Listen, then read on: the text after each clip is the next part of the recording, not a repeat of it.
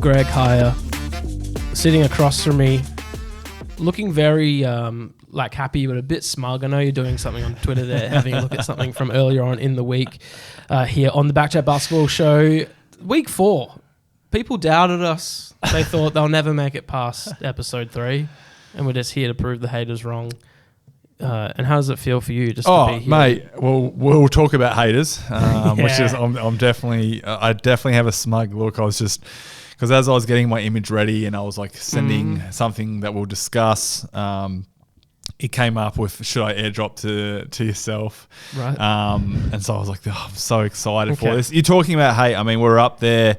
Yeah, absolutely. I don't think we'll be the number one Australian chart on the charts of podcasts. You love the chart. Mate, I love it. I'm all about it. And I had a sneaky look today. I think we've dipped just because it's timing. It's all that regard. But I was like, one of the number one podcasts, don't want to name drop them, but I think it's The Athletic. It sits like maybe 4 in like the world. So I was like, we'll never be there. No. So second is best in our hearts. Yep. And so for everyone, and obviously you can, to do it, subscribe. Yeah. Leave us a review. 5 stars, obviously. 1 star if you would like to do that. Let's go for dinner. Let's maybe talk about it. Yeah. Let me try and convince you. Happy enough to do that. Turn it to a $5. But it's been good. I'm thoroughly loving it. Obviously, we've missed out a guest who's currently in Bali drinking mojitos and strawberry daiquiris. So Ben, I thought Ben was going to be in Bali this week. Obviously, Ben's not here. He's actually in Geraldton. Why is he in Geraldton? So I don't know. I think he got swooped up to go there for work or something. So what does he actually do for a living? Mate, I couldn't tell you. I thought he just so he does write articles. Okay. No, he does that as well. But I think he's a spy. Yeah, he's got one of those jobs where you're like, nah, that's not it. Like that's a cover. Yeah. But yeah, he'll be away this week. But next week we're gonna all be remote. We're not going to be here in the studio. I might be at my house. I might be here. You'll be somewhere. Who knows? And clothing optional. McDonald's car park or something on your laptop. Not getting a fillet of fish. No. Well, if you're lucky, you could get one. And Ben, I think is going to be in Bali then. You can follow us on Instagram, BackChat_basketball. Hugely creative handle there. Yep. And you can email hello@backchatpodcast.com.au.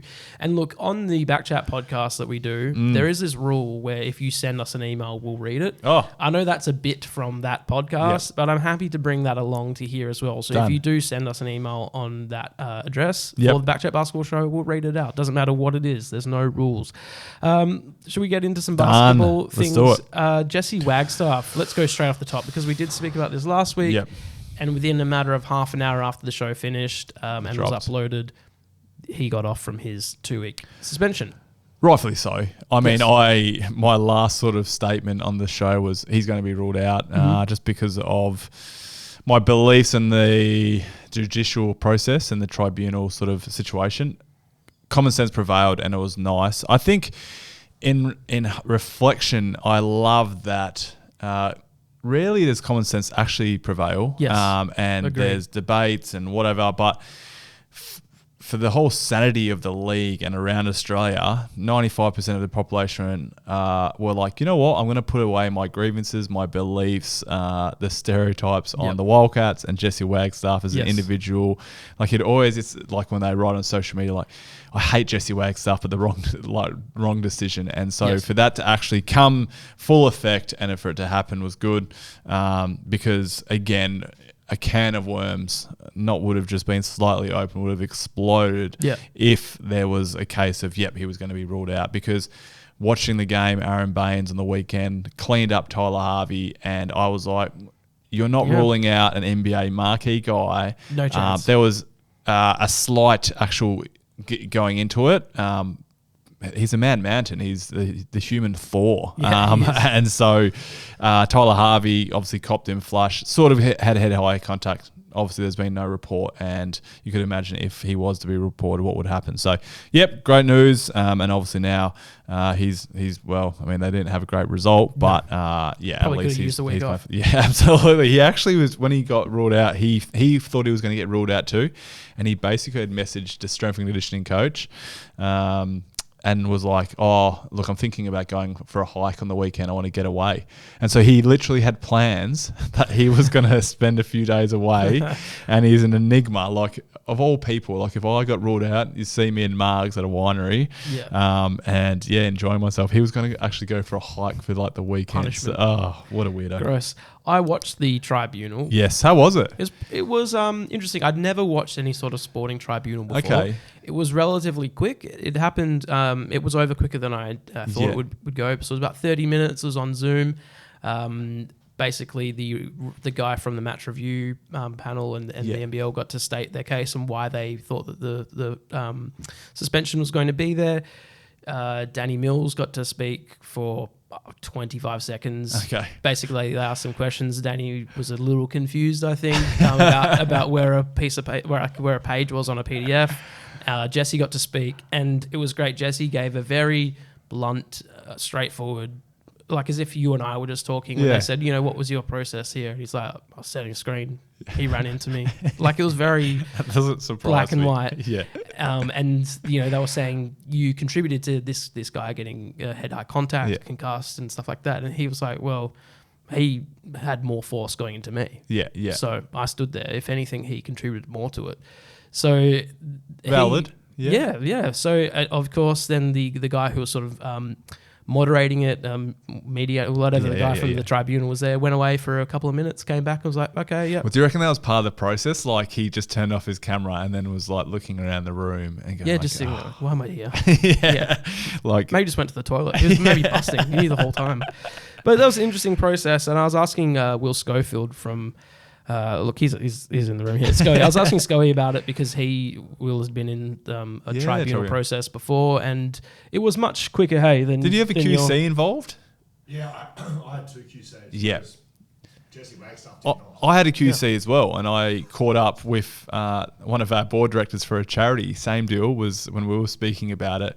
When I had my tribunal process, I had like a full legal team, and like I was like, this is like serious, and because there was a QC, I was like, wow, like they're spending a lot of money. Well, I really hope we win. My thinking was, and like I hadn't been involved in that process before, but my thinking was Jesse needs to speak as least as possible, correct, and have someone just doing it for him. Oh, absolutely. Whereas it was like, I don't know if anyone's been following that that court case online at the moment where the guy is representing Johnny himself. Depp. Yeah, everyone's been following it. Mate, you're so behind. The other one, Darren Brown or Daryl Brown, whatever his name is, the guy who drove his truck into a parade. He's been. It's everywhere online at the moment. He's been representing himself, making an absolute fool of himself in the courtroom. Yeah. Jesse shouldn't be trying to get his case over. Anyway. But that's maybe part of Darren Brown. No, we're not talking about, but he's pleading insanity because they're like, is this guy for serious? So maybe that's part of the ploy. Maybe that was Jesse's He's a plan, lot smarter than we think he is. So anyways, Jesse Wagstaff gets off, goes and plays in Tassie against the Jack Jumpers, and boy, it looked like the Wildcats forgot to board the plane. An absolute beatdown.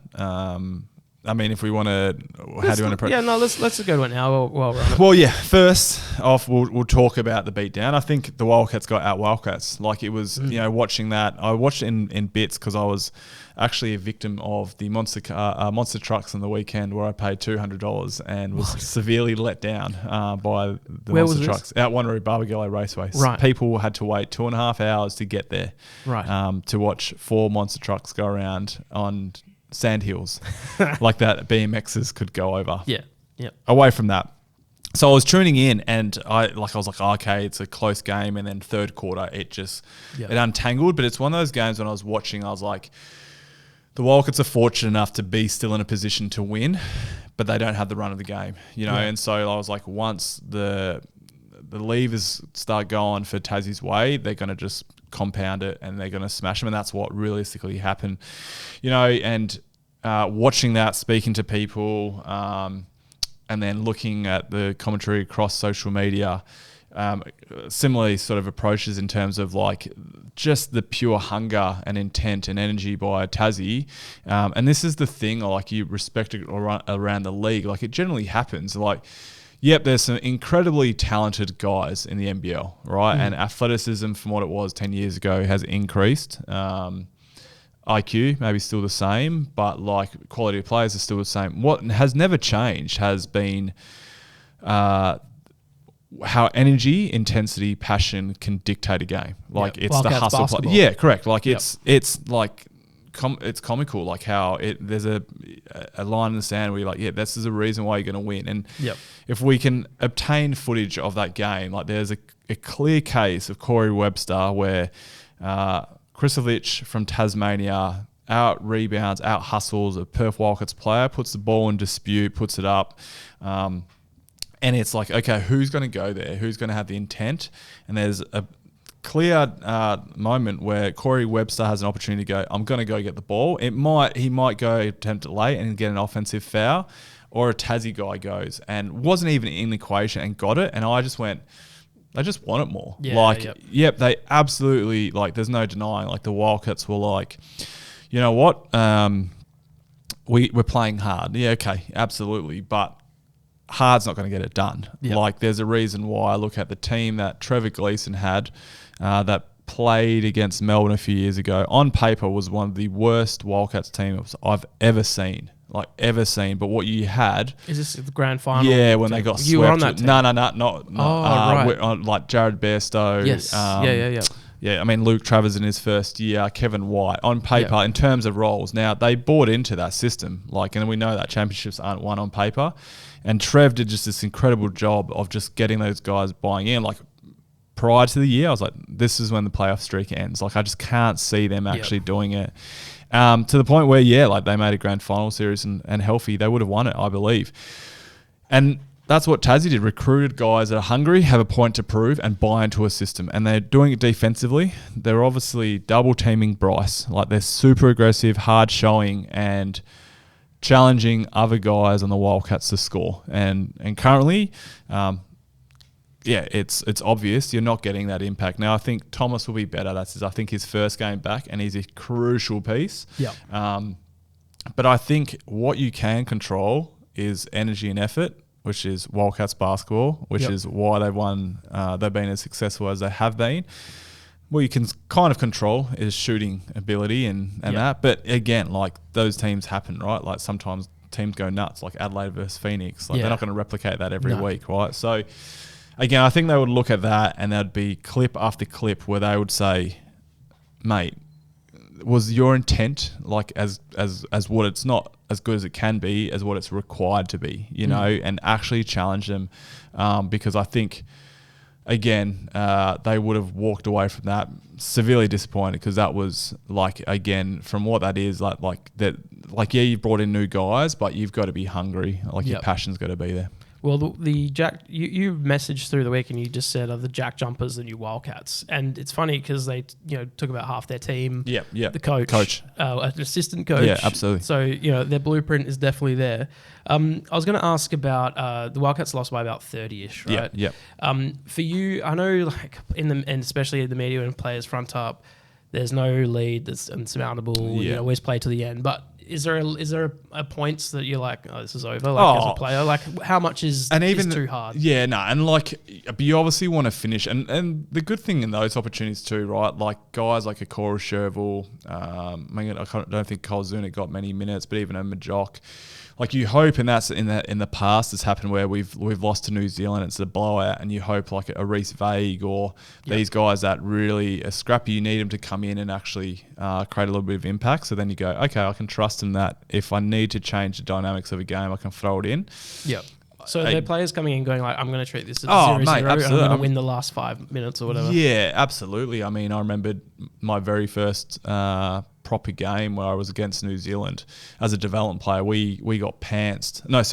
Against Illawarra on the back end of a 3-game road trip, Sydney, New Zealand, Illawarra. We were down 30. I was a development player, so I never got any minutes. And I was like, this is the best thing ever. Because I was like, I'm going to get on the court. And that was it. And I remembered that was the reason why I got a contract. I got 7 rebounds in a quarter. And then I remembered when Rob Beveridge and Sean Dempster were saying I use that opportunity in front of the bright lights to go, yeah, I'm good enough. You can do that on the training court plenty of time. So selfishly, guys would have been like, yeah, okay, this is my moment to try and get some minutes. And and try and stake a claim. But I think as a team, like, yeah, at some point they would have gone, yeah, we're done. Especially when I'm talking in the flow of the game. Like, there's so many times when I was playing where we would be up by 3 or 4, or would be down by 8 or 10, and I'm like, we're going to win this. Like, things are going to switch. The right things have to like all it needs is you need like a Bryce Cotton 3 or a hustle play from a Damo or like that moment, and you're like, you've got that control. Momentum's there. It's just not the scoring output. Whereas I was like, it's not good. So my thing is, and I wrote online, like, it's preaching patience. Like, I think with a brand new system, like, it's funny, like, for 10 years or however long Trev was, 6 or 7 years that Trev was a coach for, there was a system that not only the players were accustomed to, but the fans were accustomed to, and the organisation was accustomed to, right? And so you've got some real pivotal pieces like Bryce, Mitch Norton, Jesse Wagstaff, like, you know, maybe their roles have, like, say, Jesse's changed, but Mitch Norton, your engine room and your point guard, Bryce Cunningham, your star. For 6 years, they were accustomed to what Trev's expected. Then they've gone and got Scott Morrison and went, okay, we now completely changing a system, something that we haven't done for a very long time, and then gone, all right, now we're going to go to another system, you know? So consistency is an incredible thing. Like, it's no surprise that the Wildcats were good because they were able to remain stable. And you look at like clubs like Jack Jumpers, not much turnover, doing well even when they were 0-2. Like, they're like, we know our system. Sydney, right? Like, that no doubt talent comes in, but the core group. So again, I'd be preaching patience. Like, this is the best time to be versing Southeast Melbourne, because if I separated the teams and I was like, who's a championship contender right now, I'd be going, Sydney and Adelaide have shown, just that even Adelaide, they beat Sydney and their talent, they're above everyone else. And then there's a current group that I'm like, there'll be a roster change or what happens in terms of the system, and that's Southeast Melbourne in that equation, Jack Jumpers and Wildcats, right? Like, there, and then you go on Cairns, Taipans, have got some unexpected results, but again, with a young roster, wouldn't be surprised if they go. But again, real quality coaching, and they're buying into what 40 is preaching. And then I'm like, rule them out, like right now. Brisbane, Illawarra, gone, Cactus. I don't even think Melbourne, like with that. So you're bringing in Southeast Melbourne, who started poorly. Roster's now stable. Injuries have come back, and they've had some lean years. Like, the blowtorch will be on Simon Mitchell if they don't go into the semis. You know, like with that roster and what the salaries are there. Like, Mitch Creek broke off 3 imports. Joe Chi, like, that's a pretty legit like lineup. So they need to stake a claim and go, no, we're legit contenders. And the Wildcats need to respond and go, that's a blight. It happens. You know, the best of teams will like lay an egg, not proud of it, but we've learnt from it. We're not going to go back to, we'll never go back to those standards again.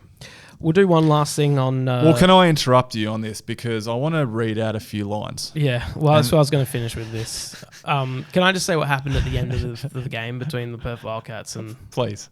So... for some reason, I don't know how you feel about teams like handshaking each other at the end of every game. But anyways, we'll talk about I never that like it in finals, but Yes, especially in finals. You're going to see them again 3 days later. Teams are doing the lineup thing. They're shaking hands to one another. And at the back, the 2 coaches are there. And Scott Roth, Tasmania Jumpers head coach, used to be with the Perth Wildcats. His assistant there, very lovely chap, very nice man. And he was celebrating pretty hard after that win. This is my house. This is my house. I love it. This is our house. I love it. Very Dwayne Wade. So he's sort of walking off the court, and John Reilly, the Perth Wildcats head coach, just gives him a little hey, and they have a little chat. The camera cuts away.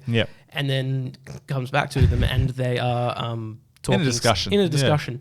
And for me, it looked generally friendly. Like, they were obviously talking about something serious. They weren't just like dapping each other up and I'll see you another time. A bit animated, but And then that was it. Right? And then go on. And then that's and then I was made aware of a tweet.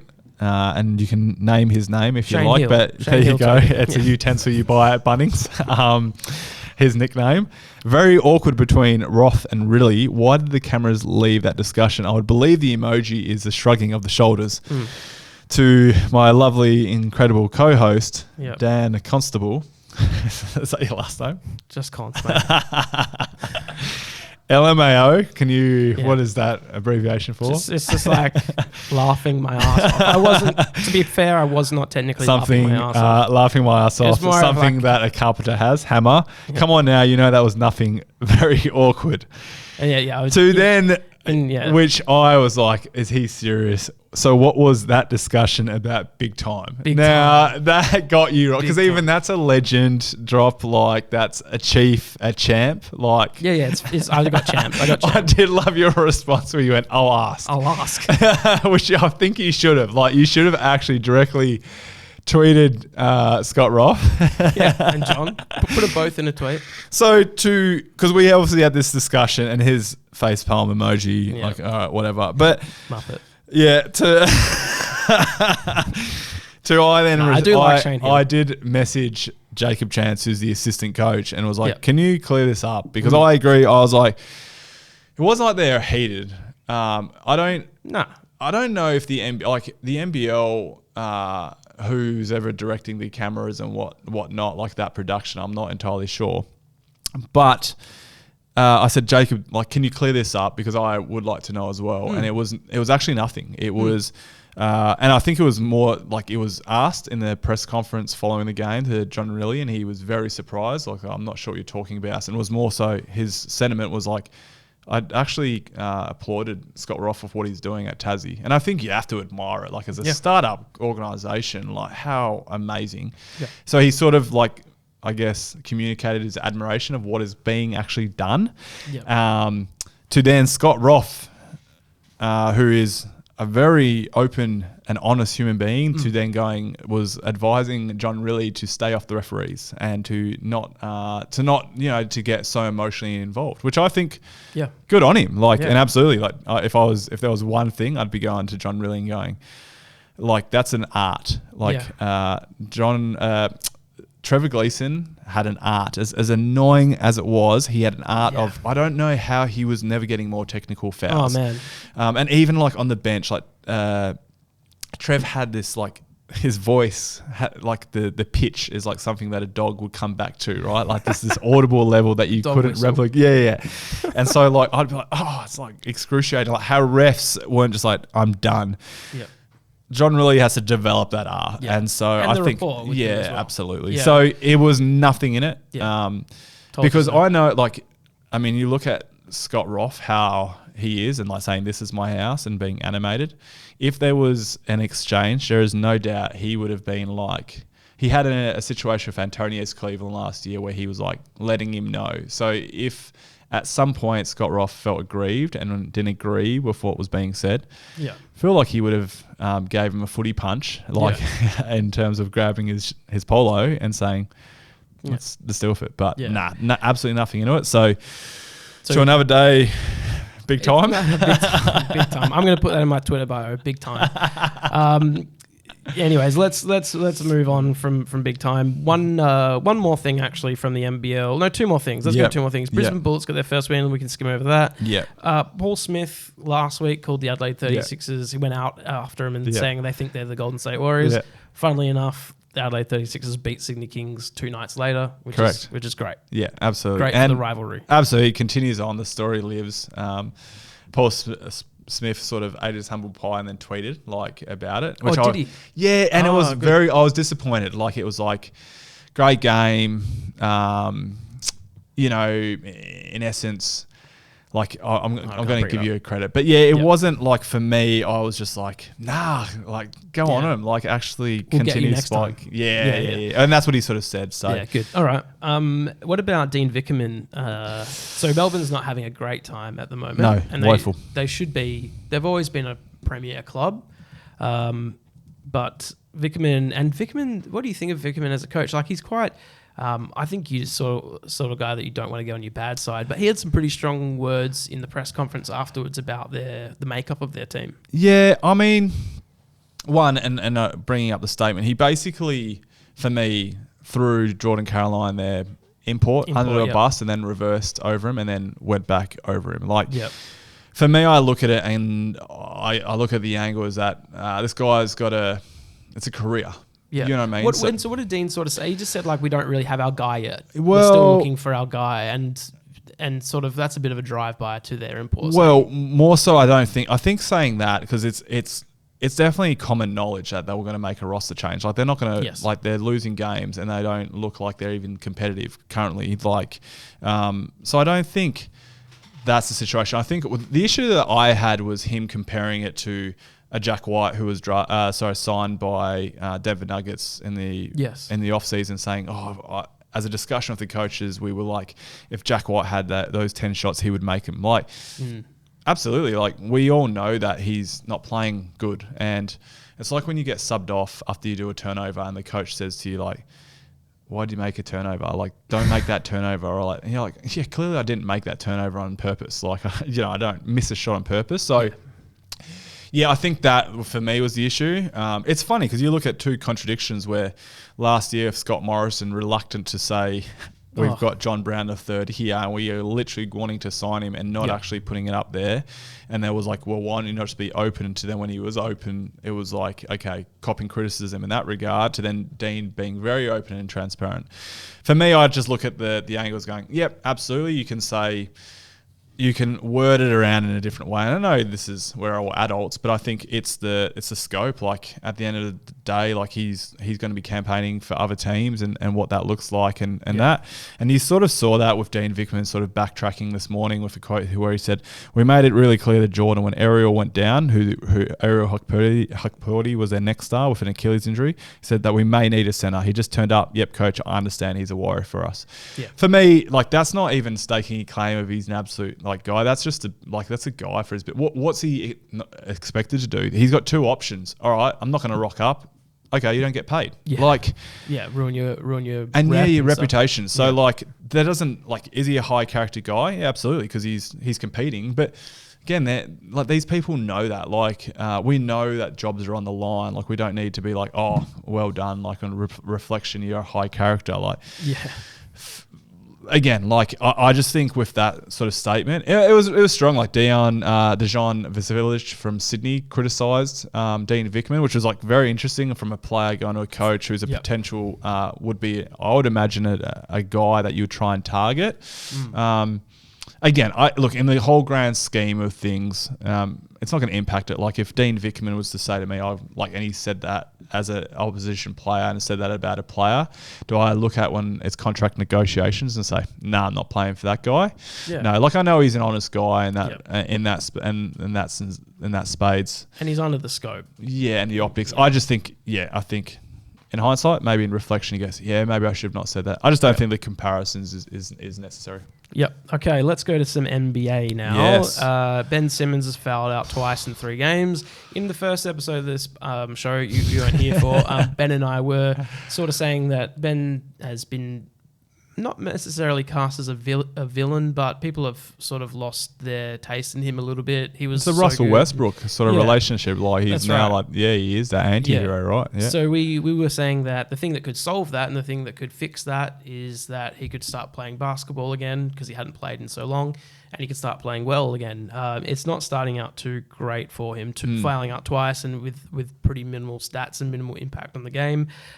Look, not sure what else. I don't want to harp on too much about Ben Simmons because he's just having a rough time, but worth mentioning it. Let's go to Klay Thompson getting tossed out of the Phoenix game this morning. His first ever career ejection. That's crazy. Yeah, in 759 games. And Klay is not I reckon he'd get a bit of chatter on him and stuff. He would go back at refs. So I'm surprised that's his first ever. I wanted to ask you, have you been tossed out of a game or got a second? Nah, never been ejected, I don't think. No, I don't think I've been ejected. I've copped my fair few technicals. More so in the lower leagues, like NBL 1. No, actually, I have been ejected. From an NBL game? Not NBL 1. Oh, right. And I know... literally, it was like the back end of a double header. And so I was absolutely cooked. Saturday night, we'd played against the Cougars, and I think it was by the time we got done, and so I was playing in Rockingham, obviously. I think I got home at like 1 or 2 in the morning, and so we had to play, and I didn't get to sleep at like 4, and so then we had to play against like Kalgoorlie or like Geraldton. Buccaneers. The next day at like 12 o'clock. Yeah. And so I was like, how am I going to turn this around? Like, Grumpy Greg. Greg. Mate, on another level. And I think I was like sore, like done, I just from the night before, massive game. And I remember like we got like, we were down like 40 like early, and I was just like, all right, like I got like a technical foul for, I think to the refs, and then I got a second for like an altercation. And it was sort of that moment I was like, I'm happy, like I'm done. Like it's like that. We're Wildcats, and I was like, I don't honestly care. Like we're not going to win.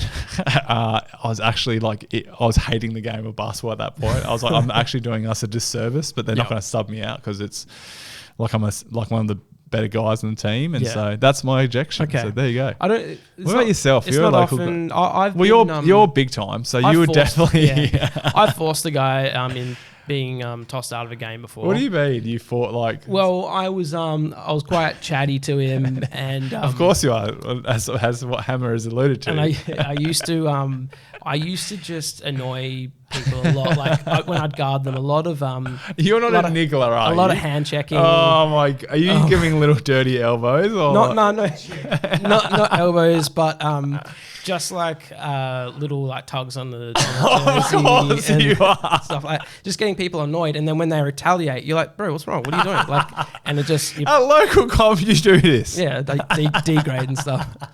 So you get them because like my physical abilities weren't up to par. So you have to like, I'm going to beat you mentally then if I'm not going to beat you physically. So I remember this one time just getting into this guy a lot, and I said something, and then I stole the ball off of him. Yeah. And he, as I went to, because I picked his pocket and I started running away. As I ran, he swung his swung. Yes. Swung his. So he's like a Happy Gilmore. Closed hand. So it was like a fist. Yeah. Closed hand, and it copped me straight in the face, like just. And oh he was wow! Angry, like you're so annoyed, and he got tossed from the game, and then he sat on the side in the chair, like in the on the side of the court. Where is this, Lords?